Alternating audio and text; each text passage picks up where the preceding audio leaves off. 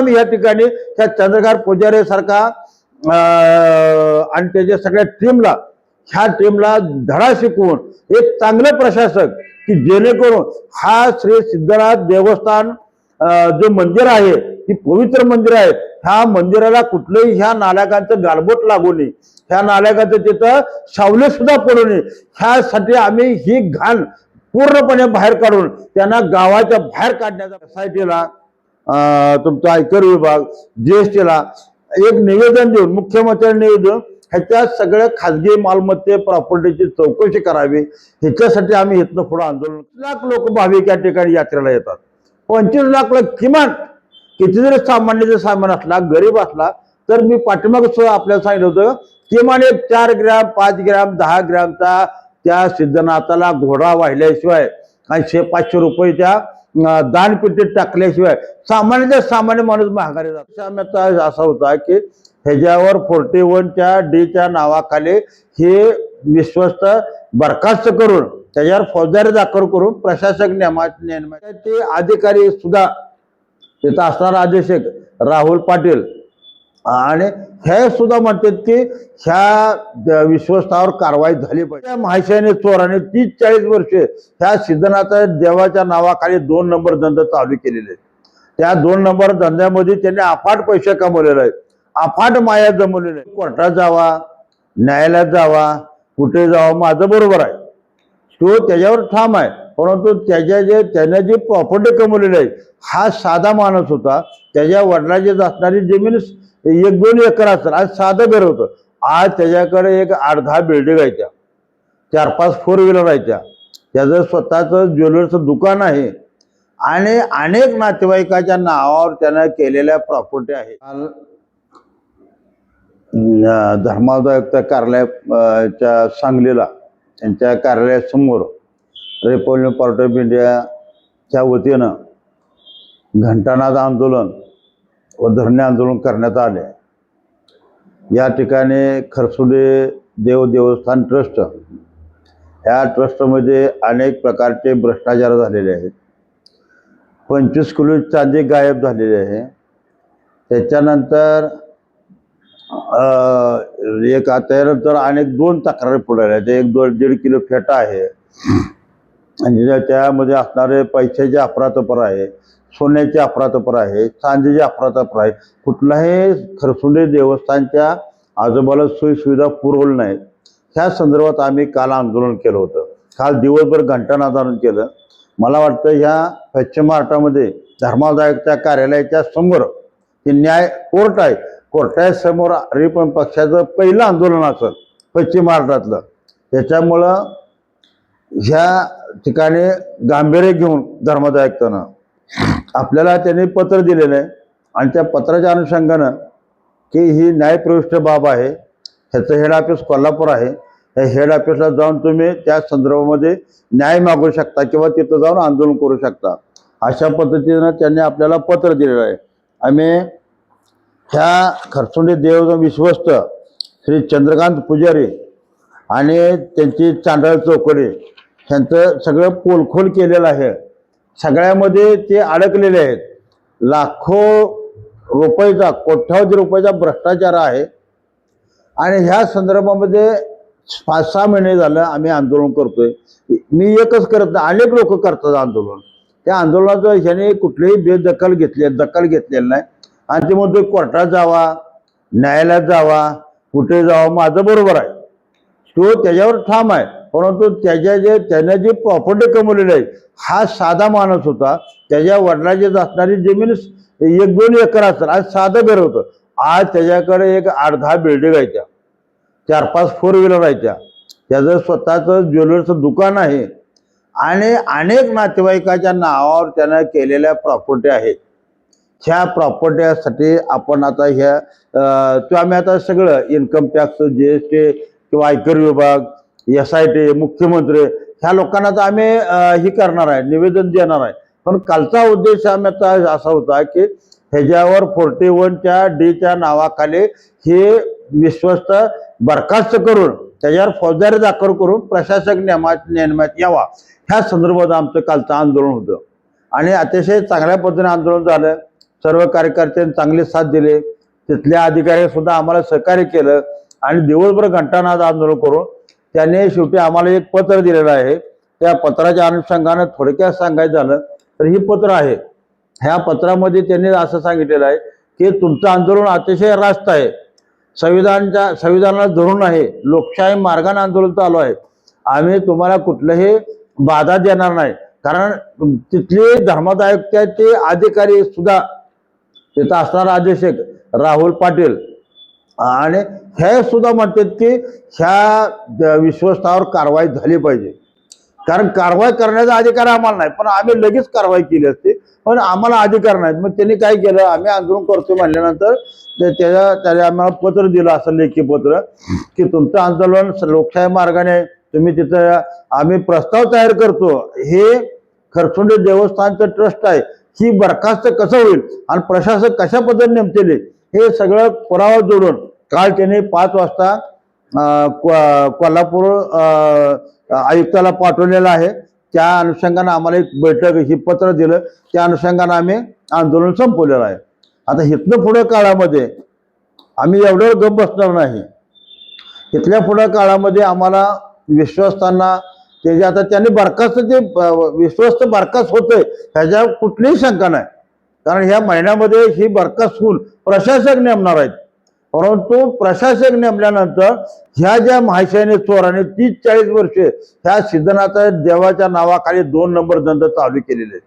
त्या 2 नंबर धंद्यामध्ये त्यांनी अफाट पैसे कमवलेले आहेत, अफाट माया जमवलेले आहे. त्या संदर्भामध्ये आपण SITला तुमचा आयकर विभाग GSTला एक निवेदन देऊन मुख्यमंत्र्यांनी निवेदन ह्याच्या सगळ्या खाजगी मालमत्ते प्रॉपर्टीची चौकशी करावी, ह्याच्यासाठी आम्ही इथनं पुढे आंदोलन करणार आहे. आणि ह्याचा पूर्णपणे नेस्तनाबूत होऊन इतका चांगला देव आहे, सगळ्या पश्चिम महाराष्ट्र असू द्या, आंध्र, कर्नाटक, गोवा सगळ्याला पावणारा सिद्धनाथ आहे. आणि इतकं सर्वांचं कुलदैवत असताना देवाच्या नावाखाली ह्यांना लुबाडलेले सगळे लूट आहे, ते लूट थांबवण्याचा प्रयत्न करतोय. कारण ह्यांची पब्लिक ट्रस्ट आहे, लोकशाही धरून पब्लिक ट्रस्ट आहे, संविधानाला मानून पब्लिक ट्रस्ट तयार केली. ह्यांची खाजगी प्रॉपर्टी नाही. ह्यांनी गुरव समाजाची खाजगी प्रॉपर्टी असते तर आम्ही ह्याच्यामध्ये भाग घेतला नसता, पण ह्याच्यामध्ये संविधानाचा अपमान होतोय. पब्लिक ट्रस्ट असताना पब्लिक ट्रस्टच्या माध्यमातून ही जर घरंदाजीशाही वापरत असतील तर त्याला आमचा विरोध आहे. त्या चंद्रकांत पुजाऱ्याचं आमचं काडी मात्र म्हणजे बांधाला बांध नाही, त्यांचे आमचे दुश्मन नाही, राजकीय आमचा वैरत्व नाही. परंतु लोकशाही मार्गाने संविधानाच्या माध्यमातून त्यांनी जो पब्लिक ट्रस्ट केला येवंता, तो पब्लिक ट्रस्ट सर्वात समाजाच्या 18 पगड जाते, 12 बळोतेदार हा सर्वांचा मिळून काढलेला पब्लिक ट्रस्ट आहे. हा जातीपुरता पब्लिक ट्रस्ट नाही. म्हणून आम्ही या ठिकाणी त्या चंद्रकांत पुजारी सारखा आणि त्याच्या सगळ्या ह्या टीमला धडा शिकवून एक चांगलं प्रशासक की जेणेकरून हा श्री सिद्धनाथ देवस्थान जो मंदिर आहे, ही पवित्र मंदिर आहे, ह्या मंदिराला कुठलंही ह्या नालायकांचं गालबोट लागू नये, ह्या नालायकाचं तिथं सावली सुद्धा पडू नये, ह्यासाठी आम्ही ही घाण पूर्णपणे बाहेर काढून त्यांना गावाच्या बाहेर काढण्याचा प्रयत्न करतोय. आणि चांगलं प्रशासन यावं आणि चांगलं प्रशासन येऊन हा सिद्धनाथ इतका मोठा प्रसिद्ध देव आहे, त्या ठिकाणी चैत्राला यात्रा भरते, पोचले अर्थाभत्री. आता त्यांच्याच माध्यमातून आलंय की वर्षाकाठी 25 लाख लोक भाविक या ठिकाणी यात्रेला येतात. 25 लाख किमान किती जरी सामान असला, गरीब असला तर मी पाठीमाग आपल्याला सांगितलं होतं किमान एक 4 ग्रॅम 5 ग्रॅम 10 ग्रॅमचा त्या सिद्धनाथाला घोडा वाहिल्याशिवाय आणि 100-500 रुपये त्या दानपेटीत टाकल्याशिवाय सामान्य माणूस माघारी जात नाही. कारण त्याला सुद्धा हिथं आल्यानंतर जोपर्यंत ते घोडा ठेवत नाही, दान करत नाही, तोपर्यंत त्याला सुद्धा आत्म्याला शांती मिळत नाही. आणि त्याला वाटतं बाबा आम्हाला नाथबाबाला काय तर दिलेलं आहे, त्याची पोच होऊन नाथबाबाला एवढी मदत करावी. ह्या मतीच्या पोटी ह्या नालायक ह्या चंद्रकांत पुजारी आणि ह्या टीमनं कुठलंही सुविधा त्या ठिकाणी पुरवली नाहीत. ना तिथं संडासची सोय आहे, ना तिथं शौचालय आहे, ना तिथं पिण्याच्या पाण्याची सोय आहे, ना येणाऱ्या भाविकांसाठी कुठं भक्त निवास आहे. भक्त निवास तर नाही, पण पिण्याच्या पाण्याची सोय तर असायला पाहिजे. एखादं मैदान नाही ते काही 100-500-100-50 एकराचं ही बसायला, यात्रा भरायला नाही. इतका अफाट पैसा पैसा खावा घे, आम्ही खाण्याबद्दल तुम्हाला म्हणत नाही, खावायचं खावा, पण 100% पैसे खाताय, 50% पैसे खावा तुम्ही, 50%चं सुशोभीकरण करा, काय तर करा ना, जेणेकरून सिद्धनाथाचं नाव ह्या राज्यामध्ये ह्या देशामध्ये अजरामर होईल, अशा पद्धतीचं नाव कमवा. आणि तुम्ही राहा ना, अजून 50 पिढ्या राहायच्यावर राहा, पण 100% तुम्ही खाऊ नका. 100% निजे खाल्ल्यात आता तुमचं दिवस भरत आलेले आहेत. जर तुम्ही जो उद्रेक केलेला आहे 30-40 वर्षामध्ये, अनेक या ठिकाणी सिद्धनाथ विश्वासाच्या नावानं या ठिकाणी अनेक लोकांनी तक्रार केलेली आहे, अनेक लोक दमले, हात टेकलं, परंतु त्यांना कुणी ह्या विश्वासाने कोणाला दाद दिली नाही. पण एकच पकड्या असा भेटलेला आहे, हे रिपब्लिकन पक्षाच्या माध्यमातून आम्ही कुठल्याही आमिषाला बळी पडलेलो नाही, कुठल्याही त्यांच्या ह्याला बळी पडलेलो नाही. आम्हाला एकच करायचं, त्या सिद्धनाथाच्या मंदिरामध्ये असणारा ही विश्वस्त घाण आहे, ही ट्रस्ट घाण आहे, ह्या घाणेला बाहेर काढण्यासाठी येणाऱ्या काळामध्ये आम्ही पार्टी म्हणून न्यायालयामध्ये मी स्वतः 2-4 दिवसामध्ये जाणार आहे. त्या ठिकाणी जाऊन त्या ठिकाणी लोकशाही मार्गाने संविधानाच्या माध्यमातून आम्ही कोल्हापूरला सुद्धा घंटानाद आंदोलन बेमुदत करणार आहे. त्या ठिकाणी जर आम्हाला खात्री आहे की आम्हाला धर्मादाय आयुक्त 100% न्याय देणार आहे, कारण त्या ठिकाणी कालचं त्यांनी आम्हाला अतिशय चांगल्या पद्धतीने सहकार्य केलेलं आहे.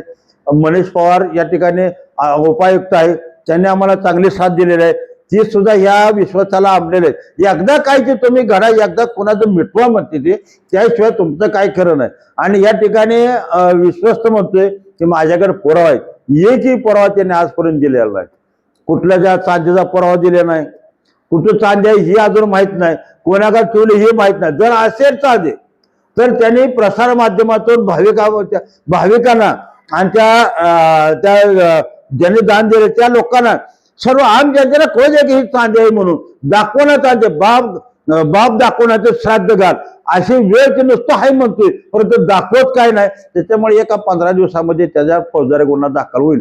आम्ही फौजदारी गुन्ह्यावर समाधानी नाही. त्याला जे आतापर्यंत जे इस्टेट कमवलेलं आहे, जी प्रॉपर्टी कमवली आहे, त्या प्रॉपर्टी वसूल झाल्याशिवाय आम्ही थांबत नाही. आणि हा एक पुरावा आहे हा की ते म्हणतोय 2012 ते 2014 हा लेखापरीक्षण आहे, मसुदा आहे धर्मादाय आयुक्ताचा. ह्या धर्मादाय आयुक्त काय म्हणतोय की 2012 ते 2016 यामध्ये ह्याने ऑडिट केलेलं नाही. आता आमचं पुढलं आहे, ह्याने ऑडिट केलेलं नाही. आणि हे चेअरमन काय म्हणतोय मी ऑडिट केलेलं आहे, माझ्याकडे कागद आहे ते. आजपर्यंत 4 महिन्यात त्यांनी एक कागद दाखवला आहे, एक रजिस्टर दाखवलेलं आहे. आम्ही त्यांना पत्र दिले आहे की आम्हाला तुमचे रजिस्टर चेक करायचे, आम्हाला तुमच्या समोर बोलायचंय, संवाद करायचा आहे, तुम्हाला बोलायचं आहे, प्रश्न विचारायचे ते. पण ह्यानं आजपर्यंत तारीख दिलेलं नाही. फक्त म्हणतो आम्ही एखादा प्रश्न केला की ते उत्तर देतो, आणि त्याने उत्तर दिले की तो काय तर वेगळंच सांगतो, ह्यांच्याकडे काय पुरावा नाही, कुठे न्यायालयात जावा, कुठे जावा. कारण हा पैशानं माजलेला हा हे आहे, काय म्हणत माजुरी झालेला आहे, पैसा अपाट झालेला आहे यांच्याकडे. त्याच्यामुळे ही कुणालाही दखल घेत नाही. ते याला वाटतं कुणाला आम्ही विकत घेऊ, धर्मादाय आयुक्त विकत घेऊ, कोल्हापूर आयुक्त विकत घेऊ, या ठिकाणी येणारे संबंधित अधिकारी आहेत त्या सगळ्याला विकत घेण्याची ताकद ह्या विश्वस्ताकडे आहे. त्यामुळे ह्यांचा नामहरण केल्याशिवाय राजेंद्र खरात गप्प बसणार नाही. त्यांना जोपर्यंत विश्वस्तामधून बाहेर काढणार ते काढणार, परंतु ह्या खरसुंडी गावामधून नाही त्यांचे झेंड काढले तर नाव ठेवणार नाही रिपब्लिकन पक्षाचं. अशा पद्धतीनं त्यांना इशारा देतो की त्यांनी तातडीनं ह्याचं ऑडिटचं आणि त्याने स्वतः नामहरण करून स्वतः शरण येऊन हे प्रशासनाच्या ताब्यात देण्यात यावं. अन्यथा त्यांच्यावर योग्य त्या प्रकारची कारवाई त्यांना जर करणार आहे आम्ही, आणि ही केल्याशिवाय आम्ही थांबणार नाही. येणाऱ्या काळामध्ये 4-8 दिवसामध्ये हे जो कालचं आम्ही आंदोलन केलंय त्याचा अहवाल सोमवारपर्यंत जाईल. सोमवारी गेले की बुधवारपर्यंत आम्ही आमचं निवेदन देतोय, आम्ही स्वतः पार्टी होतोय. आणि येणाऱ्या हे 8-10 दिवस आहे किंवा जून ते 10 तारखेपर्यंत आम्ही त्या ठिकाणी कोल्हापूरला या ठिकाणी तीव्र स्वरूपाचं आंदोलन करणार आहे.